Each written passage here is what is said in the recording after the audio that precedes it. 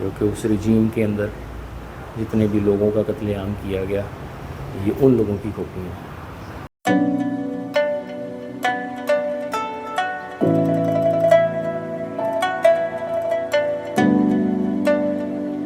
So good morning है दोस्तों, एक नई सुबह और फिर से एक नई उम्मीद के साथ कि हमारा आज का सफ़र बहुत ही खुशगवार और बहुत अच्छा गुजरेगा। मैं हूँ इस वक्त अभी तक कंबोडिया के कैपिटल फिनोम पेन में और सुबह का वक्त है। आज मेरा प्लान है कि यहाँ पर एक जेनोसाइड म्यूज़ियम है। शायद बहुत सारे लोगों को ये आइडिया नहीं होगा कि कंबोडिया की तारीख़ जो करीब वाली हिस्ट्री है वो कोई इतनी अच्छी नहीं थी, बड़ी खूनी किस्म की हिस्ट्री है इनकी। एक खमाई रजीम आई थी यहाँ पर 75 से 1980 तक की, कि जिसके दौरान बहुत ज़्यादा कत्ल वारत हुई। नस्ल परस्ती जिसे कहते हैं, एथनिक क्लेंजिंग, नस्ल की बुनियाद के ऊपर कहा जाता है कि 1 से 3 मिलियन लोगों को मार दिया गया और कुछ मजहबी बुनियादों के ऊपर भी बहुत सारे लोगों का कत्लेआम किया गया। तो उसके ऊपर यहाँ की गवर्नमेंट ने ना एक म्यूज़ियम बनाया हुआ, जिसे जेनोसाइड म्यूज़ियम कहते हैं। तो आज ज़रा उसको थोड़ा सा डिस्कवर करते हैं जाके और देखते हैं कि असल में तारीख़ में हुआ क्या।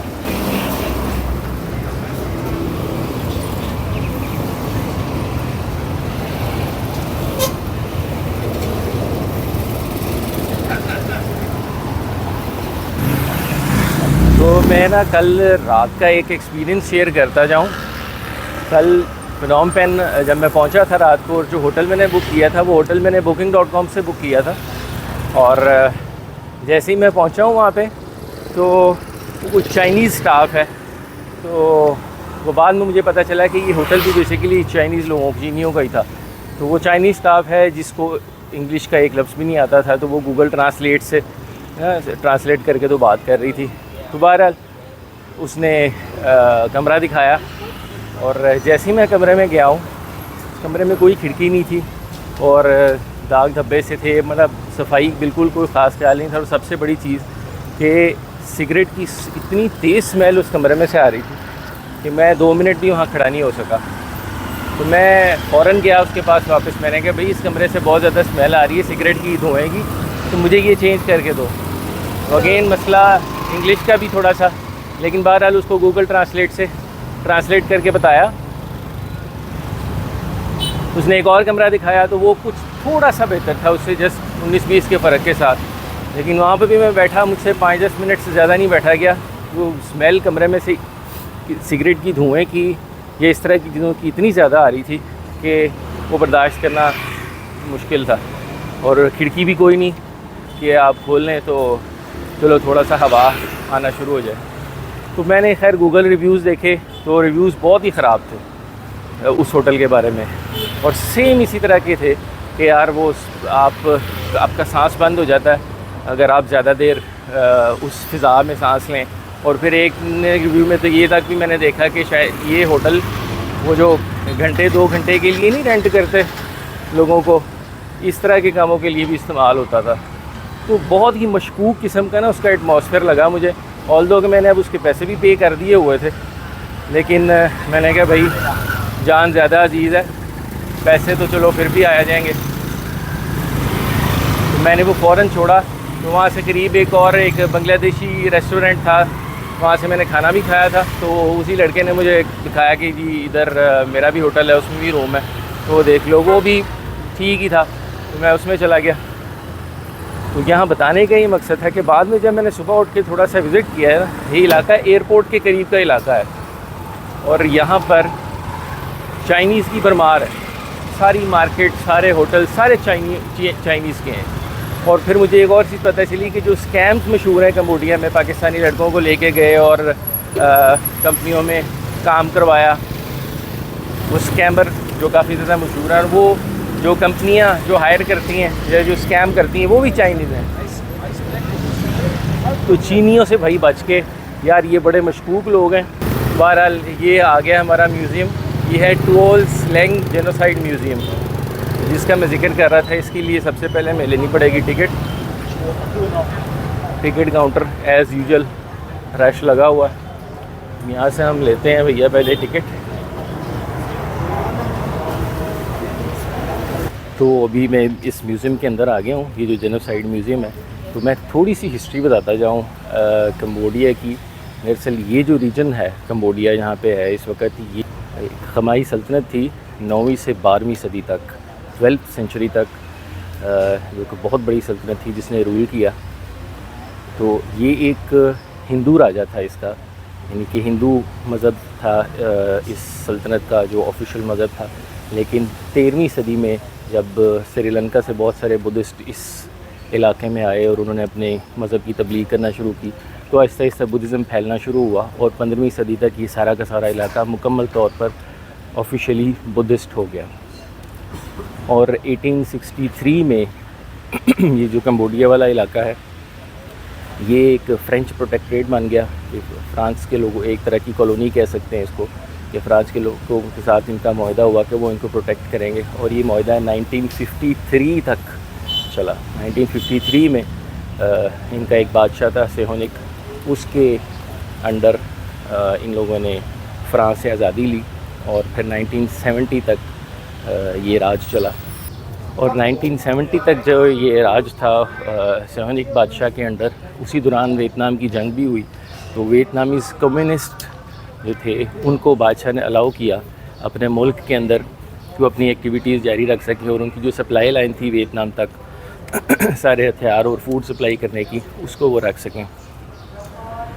लेकिन 1970 में फिर बादशाह जब मुल्क से बाहर था तो उसी वक्त एक कू हुआ। बादशाह का जो बेटा था उसने आर्मी के साथ मिलकर उसकी गवर्नमेंट को गिरा दिया और एक नई रजीम शुरू हुई खमाई रिपब्लिक के नाम से। और उन्होंने फिर वो जो वियतनामी कम्युनिस्ट थे उनको सप्रेस करना शुरू कर दिया। उनको कहा कि मुल्क से निकल जाओ, जिसकी वजह से एक मुल्क के अंदर सिविल वॉर शुरू हो गई, रिबेलियन शुरू हो गई। और ये जो मज़ाहमत थी ये वियतनामीज़ कम्युनिस्ट्स की तरफ से ये इतनी ज़्यादा बढ़ी 72-73 में कि 75 में ऑफिशियली ये जो वियतनामी ट्रूप्स थे उन्होंने कब्ज़ा कर लिया कंबोडिया के ऊपर।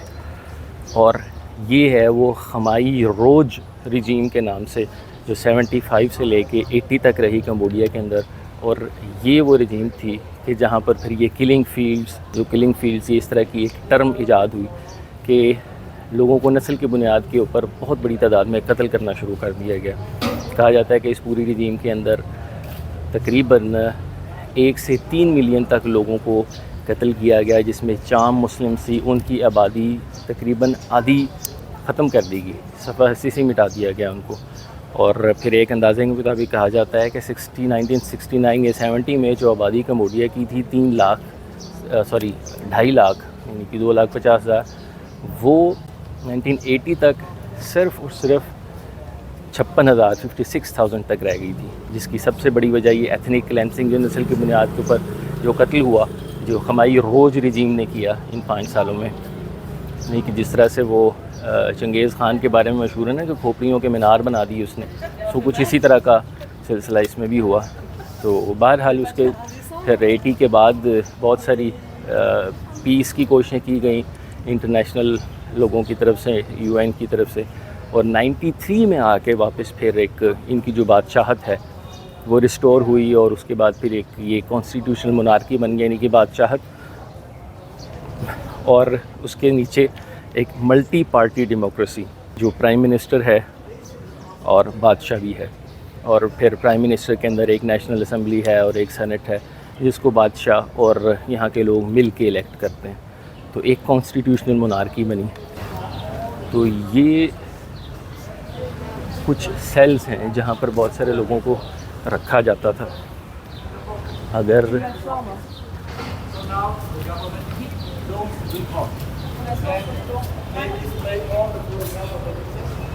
तो ये कुछ इस तरह के सेल्स हैं जिसमें एक एक कमरे में शायद 11-11 लोगों को रखा जाता था और इस तरह से संगलियों के साथ बांध के, ये लोहे की चारपाई है इसके ऊपर, ये एक उस दौर की तस्वीर भी नज़र आ रही है। मैं कुछ इस तरह से लोगों को ना बांध के तो रखा जाता था।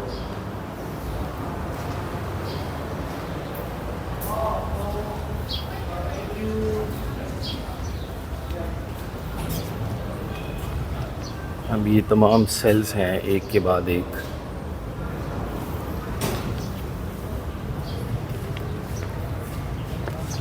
ये वो सारे तमाम सेल्स हैं, ये तमाम कमरे हैं जो इन्होंने प्रिजर्व कर दिए हैं।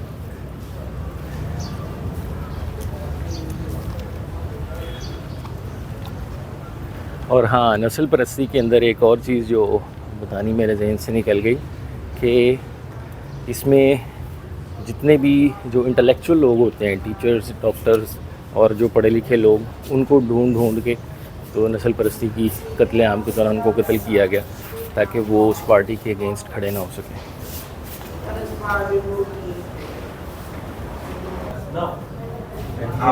ये बहुत सारे कैदी जिनको कत्ल कर दिया गया, ये उनकी तस्वीरें कुछ इस तरह से लगाई हुई इन्होंने।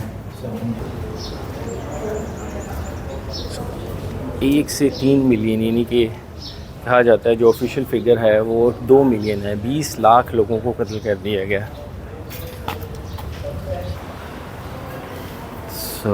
ये जब बहुत सारे अरसे के बाद भी खुदाई हुई तो ये देखो, ये हड्डियाँ और खोपड़ियाँ जिन लोगों का कत्लेआम किया गया वो इस तरह से दरियाफ्त हुई थी। फिर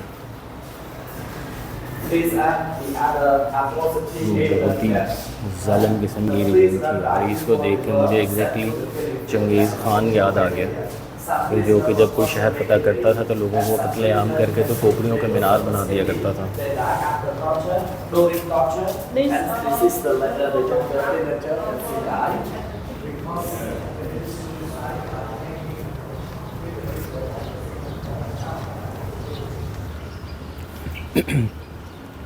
और ये भी इसी तरह से सेल्स या वो जो जेल के कमरे हैं वो कतार में।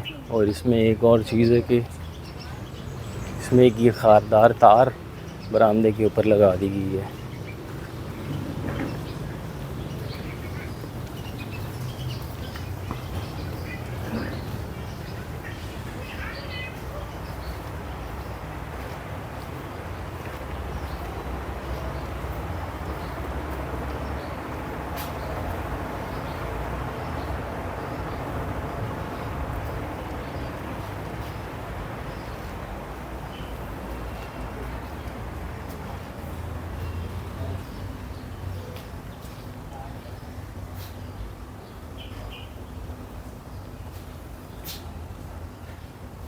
ये एक और बहुत ही छोटे सेल्स जिसके अंदर बहुत सारे कैदियों को रखा जाता था। अब ये यहाँ पर बमुश्किल कोई एक शख्स छोटे कद का ना वो शायद सीधा लेट सके।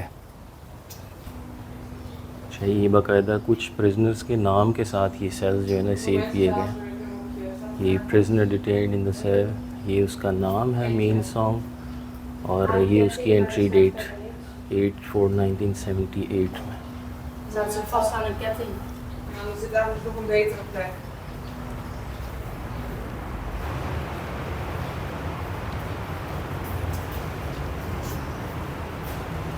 और ये कुछ इंसानी खोपड़ियाँ हैं और ये कोई ओरिजिनल इंसानी खोपड़ियाँ हैं जो कि कुछ प्रिजर्व करके रखी हुई हैं इन्होंने।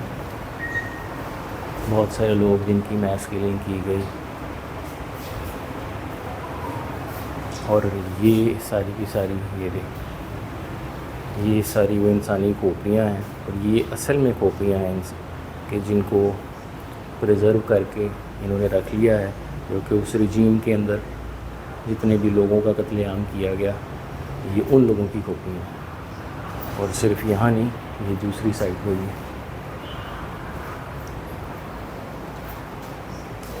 यार ये देख के ही जो है ना वो खौफ आ रहा है।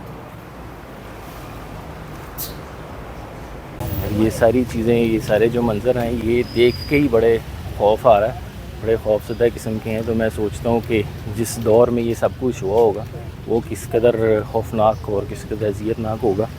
अच्छा, ये चीज़ एक मैंने शायद जिक्र किया था कि सबसे ज़्यादा वो लोग इसका शिकार हुए जो कि इंटेलेक्चुअल्स हैं, यानी कि आप कोई इंजीनियर है, कोई डॉक्टर है, कोई टीचर है, कोई इंटेलेक्चुअल है, या फिर सिर्फ इतना सा जुर्म भी काफ़ी है कि अगर उसका या उसके किसी रिश्तेदार का, उसके माँ बाप का या किसी और जानने वाले का ताल्लुक़ बाहर की दुनिया से है तो ये भी एक बहुत बड़ा जुर्म था। तो इस बुनियाद पर भी उसको कत्ल कर दिया जाता था। अच्छा, ये सारी लिस्ट है उन लोगों के नामों की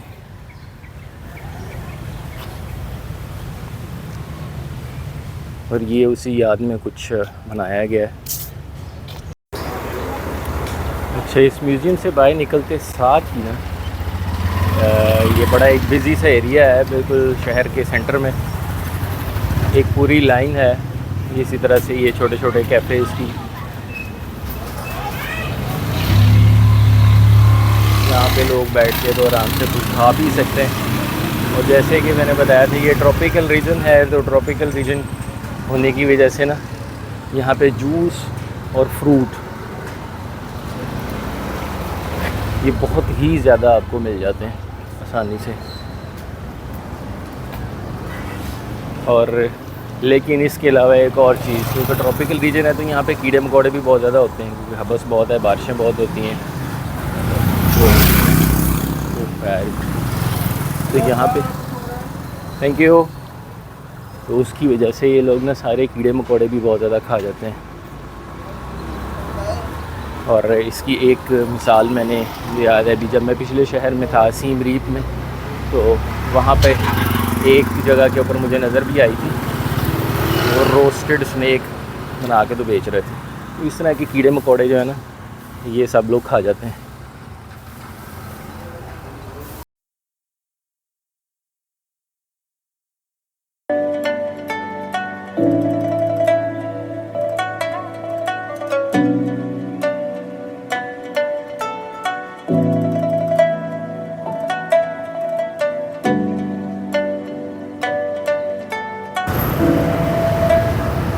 फिनोम पेन की एक और मशहूर जगह है यहाँ की रशियन मार्केट।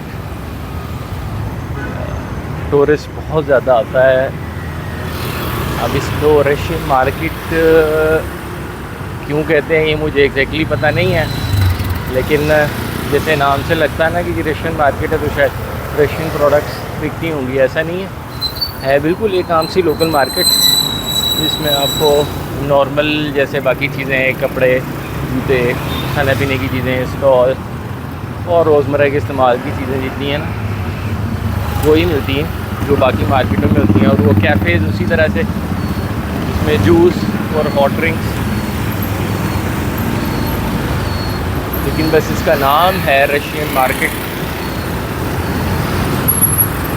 बहुत ज़्यादा रश होता है इधर। ये आ रहा है भैया अपना रिक्शा वाला, ये चिंची टाइप रिक्शा है अपना। अच्छा, इसी मार्केट के अंदर जब आप एंटर होते हैं ना, ये सारी जिस तरह से अपनी वो शालमी लाहौर में है ना बिल्कुल उसी तरह की है। अंदर से छोटी छोटी गलियाँ और दोनों साइडों पे दुकानें, लेकिन है साफ़ सुथरी है। ये चीज़ माननी पड़ेगी। हमारा जो शालमी वाला है इलाका है ना वो इतना साफ़ नहीं। सो ये है ज्वेलरी।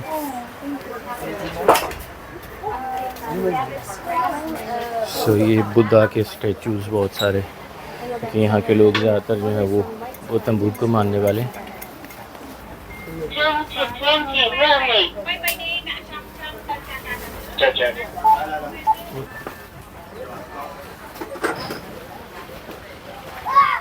दुनिया जहान की हर चीज़ है यार इस मार्केट में।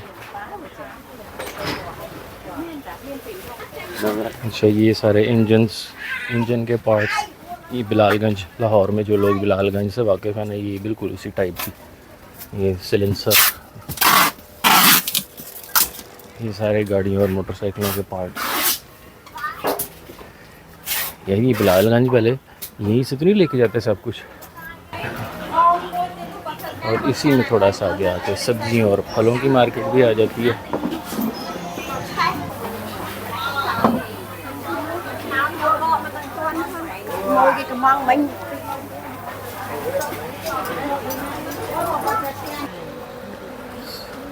और ये आ गई बिल्कुल अपनी अनारकली की टाइप की मार्केट। यार मुझे ये देख के अंदाज़ा हो रहा है कि अपने लाहौर में जितनी भी मार्केटें हैं ना वो सारी ये इधर से ही मुतासिर हैं सारे के सारे। वो ना इधर ये जो एशियन मार्केट्स हैं कुछ शायद इन्हीं के तर्ज के ऊपर वो सारी की सारी बनाई है उन्होंने। उसी तरह से बिल्कुल छोटी छोटी सी गलियाँ तंग सी और उसके दोनों तरफ दुकानें।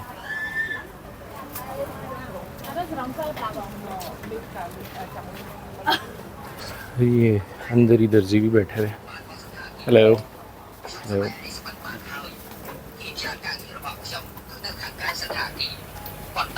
ये सारी गली में सिर्फ दर्जी हैं, टेलर्स।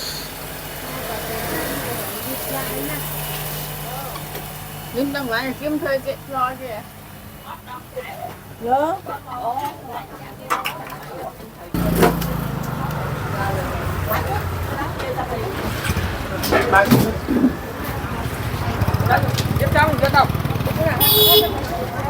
ये असल में इस तरह की ना टूरिस्ट, कभी आप गूगल पे सर्च करें तो इस तरह की जितनी भी मार्केट है ना पूरे साउथ एशिया में, जैसे ये रशियन मार्केट है कंबोडिया वाली, ये टूरिस्ट अट्रैक्शंस में से लिखी होंगी। अब वो दरअसल जो वेस्टर्न अमेरिकन और यूरोपियन जो गोरे हैं ना, उनके लिए तो ये बहुत बड़ी अट्रैक्शन है, लेकिन हमारी तो सारी अपनी मार्केटें भी इसी टाइप की हैं, तो हमारे लिए शायद ये कोई इतनी ख़ास कोई बड़ी अट्रैक्शन नहीं है। अगर मैं ट्रैफिक की बात करूँ ना, इससे ज़्यादा बदतरीन ट्रैफिक मैंने अभी तक किसी कंट्री की नहीं देखी, जो कि ये खुद कंबोडिया के शहर फिनोम पेन में देखी है।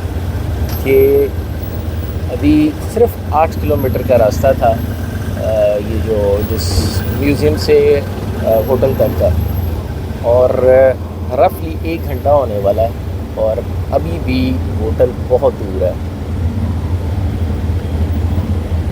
और उसकी सबसे बड़ी वजह यही है कि ना ज़्यादातर चौकों के ऊपर इशारे नहीं हैं, और बस जिसका जहाँ से दिल करता है गाड़ी या मोटरसाइकिल या रिक्शा घुसा लेता, और बस उसके बाद फिर ट्रैफिक के पीछे लंबी कतारें लग जाती हैं, किलोमीटर लंबी। अब ये पिछले 15 मिनट से इस ट्रैफिक के अंदर मैं फंसा हूँ अपने रिक्शे के साथ।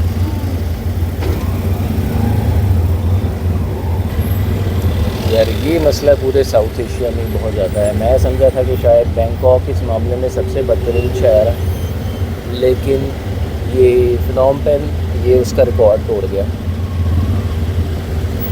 इधर का ट्रैफिक और इधर का ट्रैफिक जैम, यार इससे ज़्यादा बुरा और इससे ज़्यादा बदतरीन ट्रैफिक मैंने अभी और किसी शहर में नहीं देखी। ऑल्दो कि अपने लाहौर की भी ट्रैफिक जो है ना वो कुछ इसी किस्म की है, लेकिन ये जो है ना ये तो लिमिट है। ये रिक्शा मैंने ग्रैब से बुक किया था, तो मैं ये सोच रहा हूँ कि इतनी ट्रैफिक में और इतने रश में कि जहाँ पर सिर्फ 7-8 किलोमीटर जाने के लिए रिक्शा वाले ने 1 घंटा लग जाना है, तो उसको क्या बचता होगा, क्या फ़ायदा होता होगा।